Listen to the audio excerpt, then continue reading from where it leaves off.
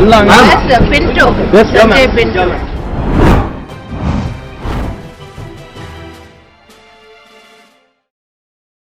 Hi. If you tell motorists that they will not be fined for not wearing helmets, but they need to be responsible, law abiding citizens anyway and wear them, even the few who place this protective headgear on their petrol tanks to hurriedly put them on citing a traffic cop will stop doing that. If you tell people that non payment of taxes will not be penalized, but they need to be good citizens and pay up anyway, how many do you think will comply? The authorities informing people that they will not be fined for not wearing masks and maintaining distancing during this COVID pandemic, and yet advising them to follow COVID appropriate behavior is like slamming the accelerator and brakes at the same time. Rules are selectively followed. Relaxations have almost 100% compliance. It's one thing to open up businesses and educational institutions. It's quite another to partially lift COVID safeguards, and crucial ones at that. Let's remember, public health is a state subject. Entry 6 of the 7th schedule under the Constitution of India.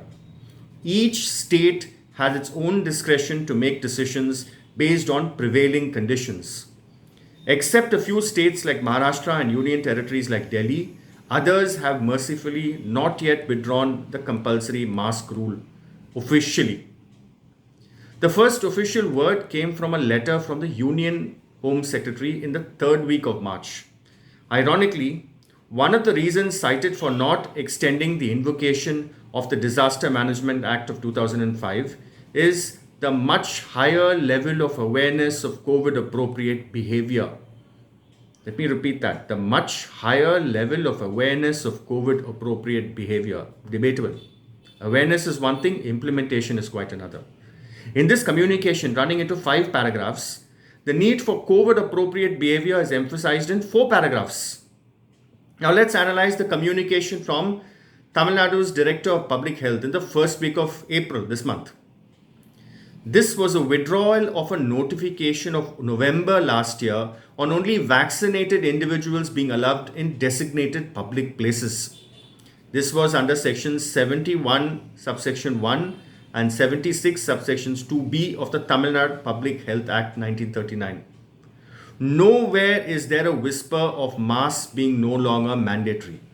In fact, even in this announcement, the need for COVID appropriate behavior has been stressed upon, although in slightly confusing terms, like to ensure that people are encouraged, to follow COVID appropriate behavior. You can either ensure compliance or encourage it.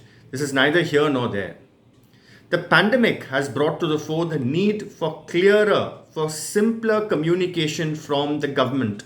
Remember how social distancing had to be changed to physical distancing? I'm sorry, COVID appropriate behavior as a phrase is too vague for a common citizen.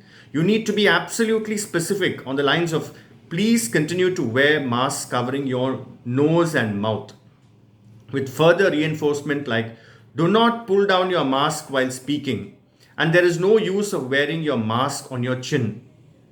And these references to previous notifications may be suitable for internal file notings, not for public consumption, because people don't carry printouts of old notifications as ready reckoners or remember their contents.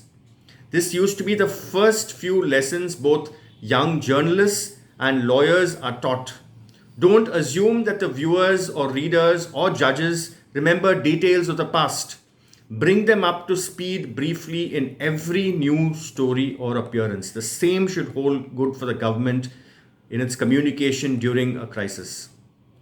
Official figures of COVID cases based on gradually declining tests may be negligible in states like Tamil Nadu today. But this is a pandemic, and from what we are seeing in other countries, the fourth wave that we are all praying does not hit us, doesn't hit us, may be a cause for concern. Because once people lower their guard, getting them back to safeguards will not be easy. Not just educated folks, even many authorities on duty outside schools and hospitals even have stopped wearing masks. The Delhi High Court in Shailen Bardwaj versus Ministry of Home Affairs 2022 recently reiterated that the obligation to ensure compliance with those protocols must be adhered to even more strictly by those who are charged with its enforcement and must therefore lead by example. So, why then are authorities telling people that they will not be fined? I don't think that's prudent. I don't think that's a good example. I don't think that's leading by example. And to those in a tearing hurry to remove their masks, I have just one question. Ladies and gentlemen, do you need a law or a GO, a government order, to lock your homes while going out, even when the crime rate comes down?